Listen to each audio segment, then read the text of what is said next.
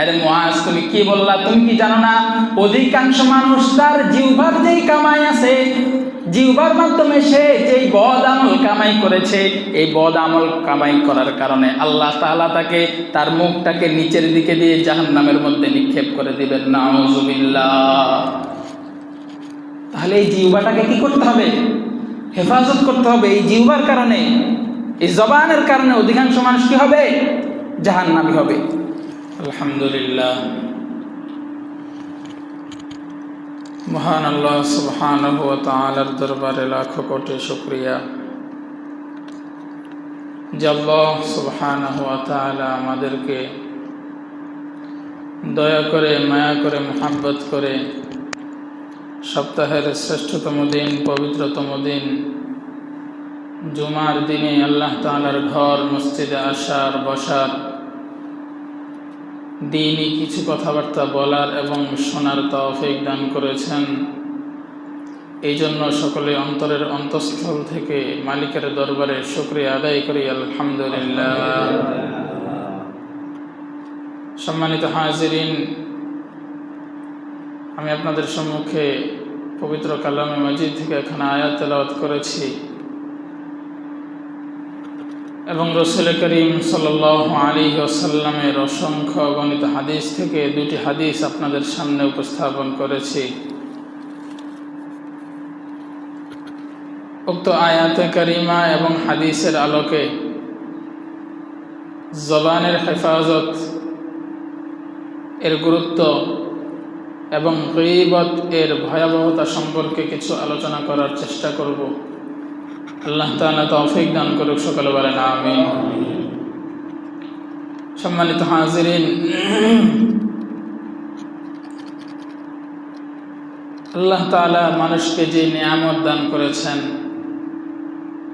এই নিয়ামত পৃথিবীর আর অন্য কোনো মাখলুককে দান করেন নাই। সেটা হচ্ছে কথা বলার ক্ষমতা, জবান, জিহ্বা। জিহ্বা তো আল্লাহ তাআলা সকল প্রাণীকে দিয়েছেন, কিন্তু সকলে কি বলতে পারে না? কথা বলতে পারে না। একমাত্র ইনসান, মানুষ কথা বলতে পারে। এই অসাধারণ নিয়ামত আল্লাহ তাআলা আমাদেরকে দান করেছেন, কিন্তু আমরা এই নিয়ামতের যথাযথ কৃতজ্ঞতা জ্ঞাপন করতে পারি না। বরঞ্চ আল্লাহ তাআলা আমাদেরকে যে নিয়ামত দিয়েছেন, এই নিয়ামতের খারাপ ব্যবহার সবসময় আমরা করি, আল্লাহ তাআলার অকৃতজ্ঞতা জ্ঞাপন করি। সম্মানিত হাজিরিন, এই জবান, এই জিহ্বা, এই জবানের মাধ্যমে অধিকাংশ মানুষ জাহান্নামী হবে। জবানের কারণে কি হবে? অধিকাংশ মানুষ জাহান্নামী হবে। তিরমিজি শরীফের 2616 নম্বর হাদিস, লম্বা এক হাদিসে আল্লাহ রাসূল সাল্লাল্লাহু আলাইহি ওয়াসাল্লাম এর সাহাবী হযরত মুআজ ইবনে জাবাল রাদিয়াল্লাহু তাআলা আনহু থেকে বর্ণিত। عن معاذ بن جبل رضي الله تعالى عنه قال আল্লাহর রাসূলের সাহাবী হযরত মুআজ ইবনে জাবাল রাদিয়াল্লাহু তাআলা আনহু থেকে বর্ণিত, তিনি বলেন, কুনতু মা'আন নবী সাল্লাল্লাহু আলাইহি ওয়াসাল্লাম ফি সাফারিন। আমি একদিন রাসূল করিম সাল্লাল্লাহু আলাইহি ওয়াসাল্লামের সাথে সফরে ছিলাম। فأصبحت قريبا منه ونحن نسير। আর সফর অবস্থায় চলতে চলতে এক পর্যায়ে আমি রাসূল করিম সাল্লাল্লাহু আলাইহি ওয়াসাল্লামের নিকটবর্তী হয়ে গেলাম। قال মুআজ ইবনে জাবাল রাদিয়াল্লাহু তাআলা আনহু বলেন, যখন আমি রাসূলের নিকটবর্তী হলাম, قلت يا رسول الله, আমি বললাম, হে আল্লাহর রাসূল, আখবিরনি বিআমালিন ইউদখিলুনিল জান্নাহ ওয়া ইউবাইদুনি মিনান নার। ও আল্লাহর রাসূল, আমাকে এমন আমল সম্পর্কে সংবাদ দেন, এমন আমল সম্পর্কে জানান যে আমল করার মাধ্যমে, যে আমল আমাকে জান্নাতে প্রবেশ করাবে এবং যে আমল করার মাধ্যমে ওই আমল আমাকে জাহান্নামের আগুন থেকে দূরে রাখবে। فقال رسول الله صلى الله عليه وسلم হযরত মুআয ইবনে জাবাল রাদিয়াল্লাহু তাআলা আনহু এই প্রশ্ন করার পর আল্লাহর রাসূল সাল্লাল্লাহু আলাইহি ওয়াসাল্লাম বললেন, সাআলতানি আন আযীমিন, তুমি একটা গুরুত্বপূর্ণ বিষয় সম্পর্কে আমাকে প্রশ্ন করেছ। কি বলেন, এটা গুরুত্বপূর্ণ কি গুরুত্বপূর্ণ না? এমন একটা আমল যে আমল আমাকে কোথায় নিবে? জান্নাতে নিবে, আর জাহান্নামের আগুন থেকে কি করবে? দূরে রাখবে, হেফাজত করবে। তাহলে অবশ্যই তো একটা গুরুত্বপূর্ণ প্রশ্ন। কি বলেন? আল্লাহর রাসূল বললেন, সাআলতানি আন আযীম, তুমি আমাকে অনেক গুরুত্বপূর্ণ একটা প্রশ্ন করেছ। ইন্নাহু লায়াসিরুন মান ইয়াসসারাহুল্লাহু তাআলা আলাইহি, গুরুত্বপূর্ণ হলেও এই বিষয়টা সহজ ওই ব্যক্তির জন্য আল্লাহ তাআলা যার জন্য সহজ করে দেন। বলেন সুবহানাল্লাহ। এই বিষয়টা সহজ, অর্থাৎ জান্নাতে প্রবেশ করা এবং জাহান্নামে থেকে বিরত থাকা, হেফাজতে থাকা, এই বিষয়টা সহজ। তবে কার জন্য? ওই ব্যক্তির জন্য যার জন্য আল্লাহ তাআলা এটাকে কি করে দেন? সহজ করে দেন। এরপর আল্লাহ রাসূল বললেন, তা'বুদুল্লাহ ওয়া লা তুশরিকু বিহি। হযরত মুআয ইবনে জাবাল যে আল্লাহর রাসূল সাল্লাল্লাহু আলাইহি ওয়াসাল্লামকে প্রশ্ন করলেন, আমাকে এমন আমল সম্পর্কে সংবাদ দেন যে আমল করে আমি জান্নাতে প্রবেশ করতে পারবো এবং জাহান্নাম থেকে হেফাজতে থাকবো। তখন আল্লাহর রাসূল সাল্লাল্লাহু আলাইহি ওয়াসাল্লাম এই আমলগুলো সম্পর্কে একের পর এক বলতেছেন। তা'বুদুল্লাহ, জান্নাতে যাওয়ার জন্য এবং জাহান্নাম থেকে হেফাজতে থাকার জন্য 1 নাম্বার কাজ হচ্ছে তুমি আল্লাহ তাআলার ইবাদত করবা। কি করবা? আল্লাহ তাআলার ইবাদত। আল্লাহ তাআলা তো এই জন্যই আমাদেরকে সৃষ্টি করেছেন, নাকি? আল্লাহ তাআলা আমাদেরকে ইবাদত করার জন্য সৃষ্টি করেছেন না? কারো বানানো কথা নয়, আল্লাহ তাআলা নিজেই বলেছেন। পবিত্র কালামে মাজিদের মধ্যে আল্লাহ তাআলা বলেন, ওয়ামা খালাকাতুল জিন্না ওয়াল ইনসা ইল্লা লিয়াবুদুন, আমি মানুষ এবং জিন জাতিকে সৃষ্টি করেছি আমার ইবাদতের জন্য। সুবহানাল্লাহ। আল্লাহ তাআলা আমাদেরকে সৃষ্টি করেছেন কেন? আল্লাহ তাআলার ইবাদত করার জন্য। তো আল্লাহ রাসূল বলতেছেন, তা'বুদুল্লাহ, তুমি আল্লাহ তাআলার ইবাদত করবা, ওয়ালা তুশরিকু বিহি শাইআ, তবে খবরদার আল্লাহ তাআলার কাছে, আল্লাহ তাআলার সাথে কাউকে তুমি শরীক করবা না। আল্লাহ তাআলার সাথে কাউকে তুমি শিরিক করবা না। শিরিক করে তুমি মুশরিক হবা না। আল্লাহ তাআলাকে, আল্লাহ তাআলার জন্য একনিষ্ঠভাবে ইবাদত বন্দি করবা। আর কি করবা? ওয়া তুকিমুস সালাহ, নামাজ কায়েম করবা। ওয়া তুতিজ যাকাত, যাকাত আদায় করবা। ওয়া তাহুজ্জাল বাইত, এবং সামর্থ্য হলে বাইতুল্লাহ শরীফের হজ করবা। কয়টা জিনিসের কথা আল্লাহ রাসূল বললেন? 1 নম্বরে ইবাদত করবা, 2 নম্বর আল্লাহ তাআলার সাথে কাউকে তুমি শরীক করবা না, 3 নম্বর নামাজ কায়েম করবা, 4 নম্বরে যাকাত দিবা। এরপর আল্লাহ রাসূল বললেন, ওয়া তাসুমু রমাদান, রমজানের রোজা রাখবা। ওয়া তাহুজ্জাল বাইতা, আর যদি সামর্থ্য থাকে তাহলে বাইতুল্লাহ শরীফের হজ করবা। 6টা আমলের কথা বললেন। এরপরে আল্লাহ রাসূল সাল্লাল্লাহু আলাইহি ওয়াসাল্লাম বলেন, আলা আদুল্লুকা আলা আবওয়াবিল খায়র, আমি কি তোমাকে কল্যাণের দরজাসমূহ সম্পর্কে সংবাদ দিব না? হযরত মুআয ইবনে জাবাল রাদিয়াল্লাহু তাআলা আনহু আল্লাহ রাসূলের এই কথার জবাব দেওয়ার আগেই আল্লাহ রাসূল নিজে থেকে বলতে লাগলেন, আস-সাওমু জুন্নাহ, রোজা হচ্ছে ঢাল স্বরূপ। রোজা কি স্বরূপ? ঢাল। ঢাল, ঢাল চিনেননি? যুদ্ধের ময়দানে প্রতিপক্ষের আঘাত থেকে নিজেকে হেফাজত করার জন্য আগে তো এই বন্দুকের যুদ্ধ ছিল না, আগে যুদ্ধ ছিল তলোয়ারের যুদ্ধ। তো একজন তলোয়ার দিয়ে আঘাত করত, প্রতিপক্ষ ওই আঘাতকে ফেরানোর জন্য এই হাতের মধ্যে এক ধরনের এই ঢাল ব্যবহার করত, যেটা দিয়ে প্রতিপক্ষের আঘাতকে ফিরাতো, এটাকে বলা হয় ঢাল। তো আল্লাহর রাসূল বলতেছেন as-সাওমু জুন্নাহ, রোজা হচ্ছে ঢাল স্বরূপ। কিসের জন্য ঢাল স্বরূপ? যে ব্যক্তি আল্লাহ তাআলাকে রাজি খুশি করার জন্য, আল্লাহ তাআলার সন্তুষ্টির জন্য রোজা রাখবে, এই রোজা তার জন্য জাহান্নামের আগুন থেকে তাকে বাঁচানোর জন্য ঢাল হয়ে যাবে। সুবহানাল্লাহ। রোজা কি হয়ে যাবে? জাহান্নামের আগুন থেকে বাঁচানোর জন্য তার জন্য ঢাল হয়ে যাবে, জাহান্নামের আগুন থেকে তাকে রক্ষা করবে। এরপর আল্লাহর রাসূল বলতেছেন ওয়াস-সাদকাতু তুতফিউল খাতিআ কামা তুতফিউল মাউন নার, এবং আল্লাহর রাস্তায় দান সদকা করা এটা কি করে? তুতফিউল খাতিআতা, গুনাহ সমূহকে মিটিয়ে দেয়। বলেন সুবহানাল্লাহ। আল্লাহর রাস্তায় দান করলে কি হয়? গুনাহ সমূহ মিটে যায়। কিভাবে মিটে যায়? কামা তুতফিউল মাউন নার, যেভাবে আগুনকে নিভিয়ে দেয় পানি যেভাবে আগুনকে নিভিয়ে দেয়, নিশ্চিহ্ন করে দেয়, তেমনিভাবে যারা আল্লাহর রাস্তায় দান সদকা করে, এই দান সদকা তার জীবনের মধ্যে যেই সমস্ত ভুল ভ্রান্তি আছে, গুনাহ আছে, ভুল আছে, খতা আছে, এই ভুলগুলাকে, গুনাহগুলাকে দান সদকা মিটিয়ে দেয়। ওয়াস-সাদকাতু তুতফিউল খাতিআ। শুধু এই আমল না, আল্লাহ রাসূল আরো বললেন ওয়াসালাতুর রাজুলি মিন জাওফিল লাইলি, কোন ব্যক্তির নামাজও তার গুনাহগুলোকে মিটিয়ে দেয়। মিন আয় সালাতুল ফি জাওফিল লাইলি, অর্থাৎ সাধারণ নামাজ না, তাহাজ্জুদের নামাজ।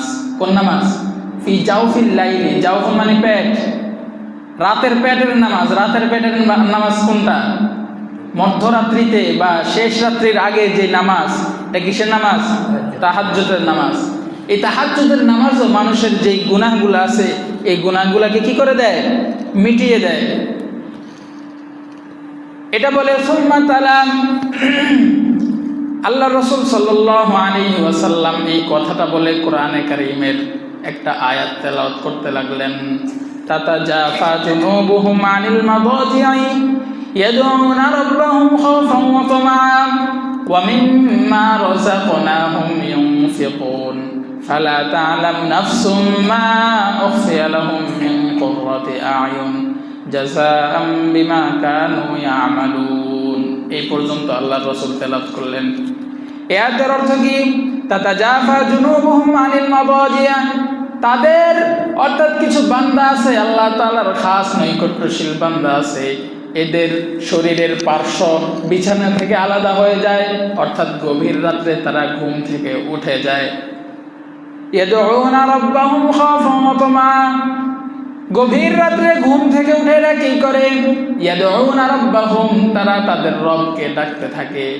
কিভাবে ডাকে? খাওফা, আল্লাহ তাআলাকে ভয় করে, আল্লাহ তাআলার আযাবের ভয় করে তারা তাদের আল্লাহকে, তারা তাদের রবকে ডাকতে থাকে।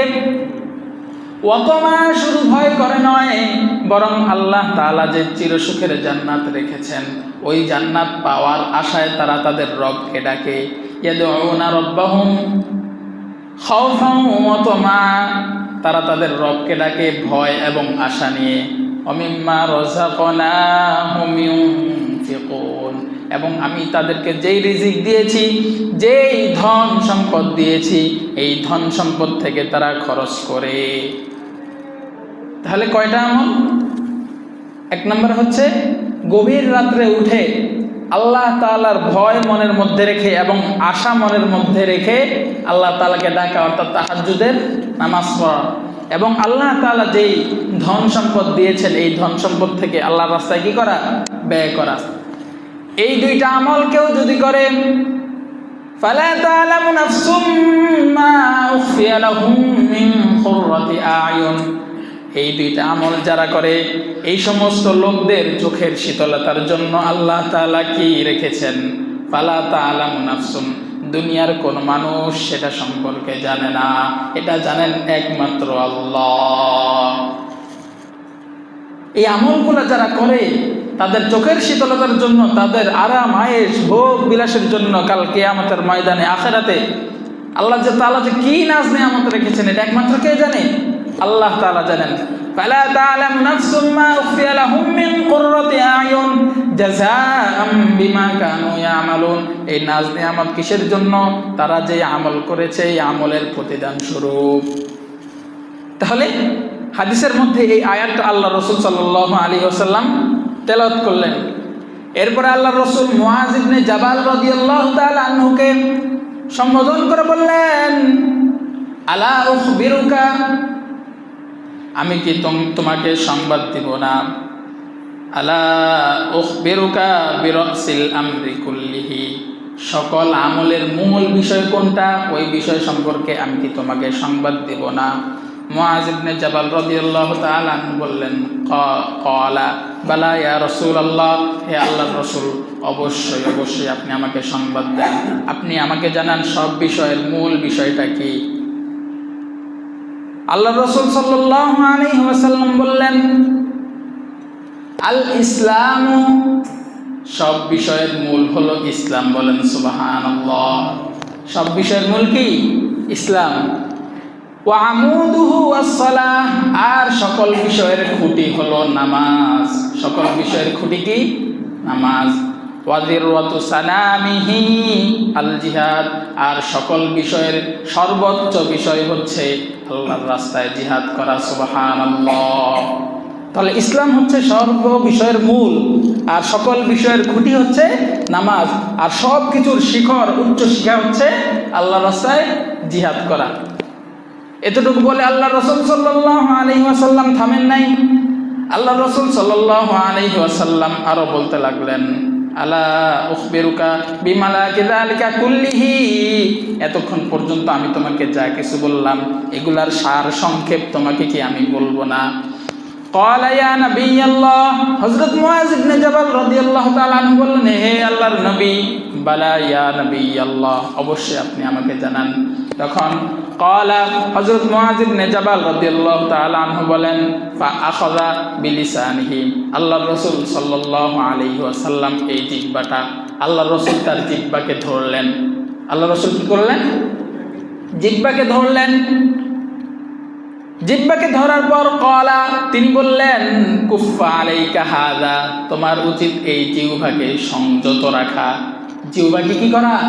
সংযত রাখা। এটাই হচ্ছে আমাদের এই হাদিসের মূল আলোচ্য বিষয়। আল্লাহ রাসূল জিহ্বাকে ধরে বললেন, তোমার উচিত কি করা? এই জিহ্বাকে সংযত রাখা। তখন হযরত মুআয ইবনে জাবাল রাদিয়াল্লাহু তাআলা আনহু আল্লাহ রাসূলকে প্রশ্ন করলেন, ইন্না লা মুআখাযুনা, আমরা কি পাকড়াও হব, বিমা নাতাকাল্লামু বিহি, এই জিহ্বা দ্বারা আমরা যে কথা বলি এই কথার কারণে আমরা কি পাকড়াও হব? আমরা কি আল্লাহ তাআলার কাছে জিজ্ঞাসিত হব? আল্লাহ তাআলা কি আমাদেরকে এই সম্পর্কে জিজ্ঞাসা করবেন? এটা হযরত মুআয ইবনে জাবাল কি করলেন? প্রশ্ন করলেন। এই প্রশ্ন করার পর আল্লাহ রাসূল সাল্লাল্লাহু আলাইহি ওয়াসাল্লাম কিছুটা আশ্চর্যান্বিত হয়ে তাকে একটা প্রবাদ বাক্য বললেন। এটা আরবিতে প্রচলন আছে, সাকিলাতকা উম্মুকা, তোমার মা তোমাকে হারিয়ে ফেলুক। অর্থাৎ আল্লাহ রাসূল বললেন, হায় হায় তুমি কি বলতেছ? আল্লাহ রাসূল, আল্লাহ তাআলা বুঝি এই জিহ্বার দ্বারা আমরা যে কথা বলি এগুলার হিসাব বুঝি নিবেন না? অবশ্যই আমরা এই জিহ্বার দ্বারা যেই কথা বলি এই কথার হিসাব আল্লাহ তাআলা আমাদের থেকে নিবেন। বলেন নিবেন কি না? নিবেন। এরপর আল্লাহ রাসূল সাল্লাল্লাহু আলাইহি ওয়াসাল্লাম বললেন, ওয়াহাল ইয়াকুব্বান নাসু ফিন নারি আলা উজুহিহিম আও আলা মানাখিরিহিম ইল্লা হাসাইদু আলসিনাতিহিম। আরে মুআজ, তুমি কি বললা? তুমি কি জানো না অধিকাংশ মানুষ তার জিহ্বার যেই কামাই আছে, জিহ্বার মাধ্যমে সে যেই বদ আমল কামাই করেছে, এই বদ আমল কামাই করার কারণে আল্লাহ তাআলা তাকে তার মুখটাকে নিচের দিকে দিয়ে জাহান্নামের মধ্যে নিক্ষেপ করে দিবেন। নাউযুবিল্লাহ। তাহলে এই জিহ্বাটাকে কি করতে হবে? হেফাজত করতে হবে। এই জিহ্বার কারণে, এই জবানের কারণে অধিকাংশ মানুষ কি হবে? জাহান্নামী হবে। তাহলে এরপরে আল্লাহ রাসূল সাল্লাল্লাহু আলাইহি ওয়াসাল্লাম আরেকটা হাদিসের মধ্যে অনর্থক কথা বলা নিষেধ করে দিলেন। কি কথা বলা? অনর্থক কথা বলা। আর আল্লাহ তাআলাও এটা নিষেধ করেছেন। আল্লাহ তাআলা পবিত্র কালামে মাজিদের সূরাতুল মুমিনুনের মধ্যে সফলকাম মুমিনের কয়েকটা পরিচয় বর্ণনা করেছেন। কদ আফলাহাল মুমিনুন, আল্লাযীনা হুম ফী সালাতিহিম খাশিউন ওয়াল্লাযীনা হুম আনিল লাগবি মুরিদুন। আল্লাহ তাআলা বলেন ওই সমস্ত মুমিনরা সফলকাম হয়ে গিয়েছে। কোন সমস্ত মুমিন? আল্লাযীনা হুম ফী সালাতিহিম খাশিউন, যারা তাদের নামাজের মধ্যে বিনয়ী, ওয়াল্লাযীনা হুম আনিল লাগবি মুরিদুন, এবং যারা অনর্থক কথা এবং কাজ থেকে বিরত থাকে, সেই সমস্ত মুমিন। তাহলে অনর্থক কথা কাজ থেকে বিরত থাকার কথা আল্লাহ তাআলা বলেছেন কিনা? আল্লাহ তাআলা বলেছেন।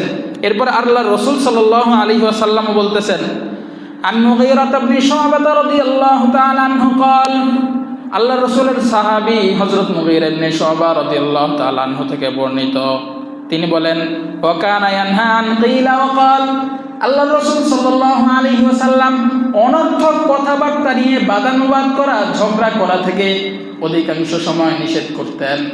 অনর্থক কথা নিয়ে আমাদের সমাজের মধ্যে হয় না, দুইজন বা একদল লোক ঝগড়া করতেছে এমন বিষয়টা নিয়ে যেটা কোনো গুরুত্বপূর্ণ বিষয় না, অনর্থক একটা বিষয়। এই অনর্থক বিষয় নিয়ে ঝগড়া করতে করতে এক পর্যায়ে মারামারির পর্যায়ে পৌঁছে যায় কি যায় না? এই জন্য আল্লাহ তাআলা কানা ইয়ানহা কিলা ওয়া ক্বাল, অনর্থক কথাবার্তা নিয়ে ঝগড়া করা, বাদানুবাদ করা থেকে আল্লাহ রাসূল সাল্লাল্লাহু আলাইহি ওয়াসাল্লাম নিষেধ করতেন।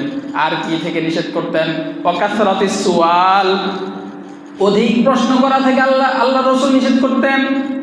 অধিক প্রশ্ন করা এটা হচ্ছে বনি ইসরাইলের একটা অভ্যাস। বনি ইসরাইল প্রতি কথায় কথায় হযরত মুসা আলাইহিস সালাতু ওয়াস সালামকে জ্বালিয়ে ফেলতো। কথায় কথায় শুধু প্রশ্ন করতো, এটা কেন, এটা করব কেন, এটা এবার কেন হয়েছে। সম্মানিত হাজিরিন, যখন আল্লাহ তাআলার গোলামের কথা আসে, আল্লাহ রাসূল সাল্লাল্লাহু আলাইহি ওয়াসাল্লামের তরিকা অবলম্বনের কথা আসে, তখন কোনো প্রশ্ন নয়, তখন কোনো কি নয়, প্রশ্ন নয়। যেমন নামাজ আল্লাহ তাআলা আমাদের উপর কি করেছেন? ফরজ করেছেন। এখন নামাজের পূর্বে ওযু করতে হবে, এটা আল্লাহ তাআলার কি আদেশ। এখন যদি আপনি প্রশ্ন করেন নামাজ পড়বো, নামাজের আগে কি লাগে ওযু করবো, এই প্রশ্নের কোনো মানে আছে? মানে নাই। তারপর ওযুর মধ্যে আল্লাহ তাআলা বলছেন যে আগে মুখ ধোও, এরপরে হাত ধোও, এরপরে মাথা মাসে করে, এরপর পা ধোও। আপনি যদি প্রশ্ন করেন আগে মুখ ধোবো কেন, আগে পা ধোবো, এই প্রশ্নের কোনো মানে আছে?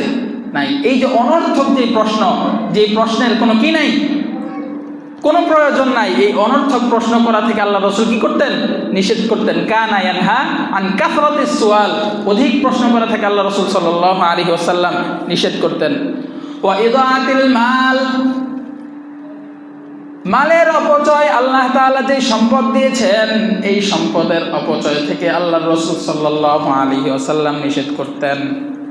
ওয়া মানআইন ওয়াহাদ, কৃপণতা এবং ভিক্ষা বৃত্তি থেকে আল্লাহর রাসূল নিষেধ করতেন। ভিক্ষা বৃত্তি করা যাবে না। ভিক্ষা করা এটা তো এখন একটা প্রফেশন হিসাবে কি হয়েছে, আমাদের সমাজে প্রতিষ্ঠিত হয়েছে। সাধারণ মানুষ, একদম সুস্থ সবল মানুষ, সে পথে পথে রাস্তায় রাস্তায় হেঁটে হেঁটে কি করে? ভিক্ষা করে। আল্লাহ রাসূল সাল্লাল্লাহু আলাইহি ওয়াসাল্লাম কঠোরভাবে নিষেধ করেছেন। আর আমরাও এরকম সুস্থ সবল কেউ যদি ভিক্ষার জন্য আসে, তাকে কেউ কি করবেন না? ভিক্ষা দেবেন না।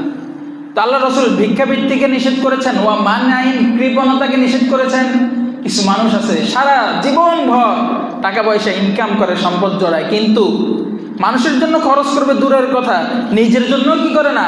খরচ করে না। কৃপণ, এই কৃপণতাকে আল্লাহ তাআলা কি করেছেন? নিষেধ করেছেন। মিয়া, এই যে সম্পদ জমান, নিজের জন্য খরচ করেন না, পরিবারের জন্য খরচ করেন না। এই সম্পদ দিয়ে করবেন কি? একটা সময় তো আসবে আপনি কি করবেন না, থাকবেন না, আপনার এই সম্পদ পরে কি করবে? অন্যরা ভোগ করবে। তাহলে কেন এই কৃপণতা? আল্লাহ রাসূল সাল্লাল্লাহু আলাইহি ওয়াসাল্লাম এই কৃপণতা থেকে কি করতেন? নিষেধ করতেন। ওয়া উকুকিল উম্মাহাত, পিতা মাতার অবাধ্যতা করা থেকে আল্লাহ রাসূল সাল্লাল্লাহু আলাইহি ওয়াসাল্লাম নিষেধ করতেন। ওয়া ওয়াদিল বানাত, এবং মেয়েদেরকে জীবন্ত প্রথিত করা, মাটির মধ্যে গেড়ে ফেলা থেকে আল্লাহ রাসূল নিষেধ করতেন।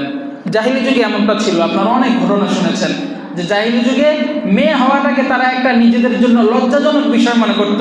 যখনই কোনো কন্যা সন্তান হতো, এই কন্যা সন্তানের হওয়ার যে লজ্জা, এই লজ্জা থেকে বাঁচার জন্য তারা কি করতো? এই কন্যা সন্তানকে জীবন্ত মাটির মধ্যে পুঁতে ফেলতো। আল্লাহ রাসূল সাল্লাল্লাহু আলাইহি ওয়াসাল্লাম এই সমস্ত কাজ থেকে আমাদেরকে বিরত থাকতে বলেছেন। তাহলে এখানে অনেকগুলো বিষয় বলা হলো, এর মধ্যে একটা গুরুত্বপূর্ণ বিষয় যেটা আমাদের আজকের আলোচ্য বিষয়, যে অনর্থক কথা নিয়ে বাদানুবাদ করা, ঝগড়া বিবাদ করা যাবে না। এরপর আল্লাহ রাসূল বলতেছেন জবান নিয়ন্ত্রণে, যে জবান নিয়ন্ত্রণ রাখবে তার জন্য আল্লাহ রাসূল সাল্লাল্লাহু আলাইহি ওয়াসাল্লাম জান্নাতের নিশ্চয়তা দিয়েছেন। সুবহানাল্লাহ। বুখারী শরীফের হাদিস, আল্লাহ রাসূল সাল্লাল্লাহু আলাইহি ওয়াসাল্লামের সাহাবী আন সুহাইল ইবনে সাদ আন রাসূলিল্লাহ সাল্লাল্লাহু আলাইহি ওয়াসাল্লাম, আল্লাহ রাসূলের সাহাবী সুহাইল ইবনে সাদ থেকে বর্ণিত, তিনি রাসূল করিম সাল্লাল্লাহু আলাইহি ওয়াসাল্লাম থেকে বর্ণনা করেন, আল্লাহ রাসূল বলেন মাইয়াযমানুলি মা বাইনা লিহিয়াইহি ওয়া মা বাইনা ফাখিরাইহি আযমানু লাহুল জান্নাহ। আল্লাহ রাসূল সাল্লাল্লাহু আলাইহি ওয়াসাল্লাম ইরশাদ করেন, যে ব্যক্তি আমার জন্য তার দুই চোয়ালের মধ্যবর্তী যে অঙ্গ আছে অর্থাৎ জিহ্বা এবং দুই রানের মধ্যবর্তী যে অঙ্গ আছে অর্থাৎ লজ্জাস্থান, এই দুইটা জিনিস যে ব্যক্তি আমার নিকট জামানত রাখবে অর্থাৎ এই দুই জিনিসের হেফাজত করবে, এর যথাযথ ব্যবহার করবে, এর কোনো অপব্যবহার করবে না, আযমানু লাহুল জান্নাহ, আল্লাহ রাসূল বলেন আমি তার জন্য জান্নাতের জিম্মাদার হয়ে যাব। জোরে বলেন না সুবহানাল্লাহ। এই দুই জিনিসকেও যদি হেফাজত করে আল্লাহ রাসূল সাল্লাল্লাহু আলাইহি ওয়াসাল্লাম স্বয়ং তার জান্নাতের জিম্মাদার হয়ে যাবেন। আর আল্লাহ রাসূল সাল্লাল্লাহু আলাইহি ওয়াসাল্লাম যার ব্যাপারে এই কথা বলেছেন তার জান্নাতের জিম্মাদার হবেন, তাকে অবশ্যই জান্নাতে পৌঁছাইয়ে আল্লাহ তাআলা দিবেন। কি বলেন? আল্লাহ রাসূল যার জান্নাতের জিম্মাদার হবেন সে কি জান্নাতে যাবে না? অবশ্যই যাবে। তাহলে বোঝা গেল এই লজ্জাস্থান এবং দুই চোয়ালের মধ্যবর্তী আল্লাহ তাআলা যেই জবান দিয়েছেন এই জবানের কি করতে হবে? হেফাজত করতে হবে, যথাযথ জায়গায় ব্যবহার করতে হবে, অপাত্রে ব্যবহার করা যাবে না। এরপরে যে ব্যক্তি ভালো ভালো কথাগুলো বলে আল্লাহ তাআলা তার মর্যাদাকে বাড়িয়ে দেন। আল্লাহ রাসূল সাল্লাল্লাহু আলাইহি ওয়াসাল্লামের সাহাবী আন আবি হুরায়রা রাদিয়াল্লাহু তাআলা আনহু قال, আল্লাহ রাসূলের সাহাবী হযরত আবু হুরায়রা রাদিয়াল্লাহু তাআলা আনহু থেকে বর্ণিত, তিনি বলেন قال রাসূলুল্লাহ সাল্লাল্লাহু আলাইহি ওয়াসাল্লাম ইন্নাল আবদা লা ইয়াতাকাল্লামু বিল কালিমাতি মিন রিদওয়ানিল্লাহি লা ইয়ালকা লাহা বালান। আল্লাহ তাআলার কিছু বান্দা আছে, এরা আল্লাহ তাআলা সন্তুষ্টির জন্য কিছু কথা বলে ফেলে, কিন্তু তাদের কি থাকে না? স্মরণও থাকে না, তারা লক্ষ্যও করে না যে এই কথাটা আল্লাহ তাআলার কাছে কি প্রিয়। মানে মুখ দিয়ে এমন কথা বলছে যে কথাটা আল্লাহ তাআলার কাছে পছন্দনীয় হয়ে গেছে, কিন্তু সে লক্ষ্য করে না। তো যারা এমন কথা বলে আল্লাহ রাসূল বলতেছেন তার এই কথার মাধ্যমে আল্লাহ তাআলা তার মর্যাদাকে আরো বাড়িয়ে দেন। বলেন সুবহানাল্লাহ। ওয়াইনাল আবদা লা ইয়াতাকাল্লামু মিন সাখাতিল্লাহ, আর কিছু লোক আছে যারা কি করে এমন কথা বলে যেই কথায় আল্লাহ তাআলা রাগান্বিত হন।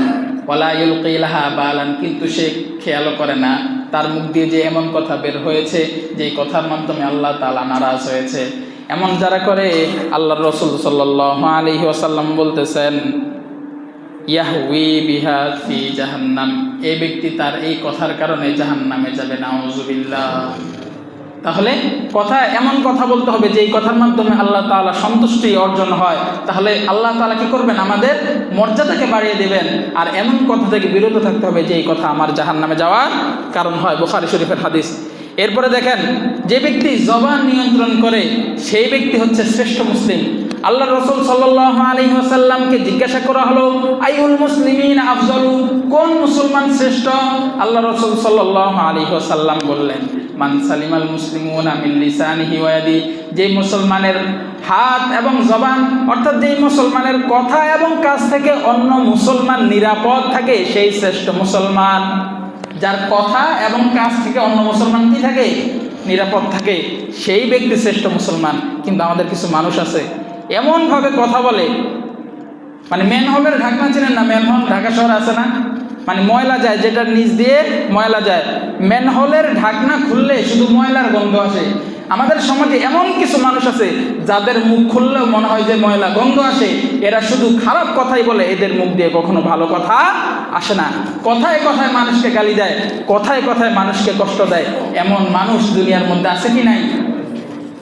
এই জন্য কবি বলেন জারাহাতুল লিসানি লাহা ইলতিয়াম ওয়ালা ইয়ালতামু মা জারাহাল লিসান। কয় জিহ্বার মধ্যে যদি কোনো ক্ষত হয়, এই ক্ষত ভালো করার জন্য ঔষধ আছে, আছে না নাই?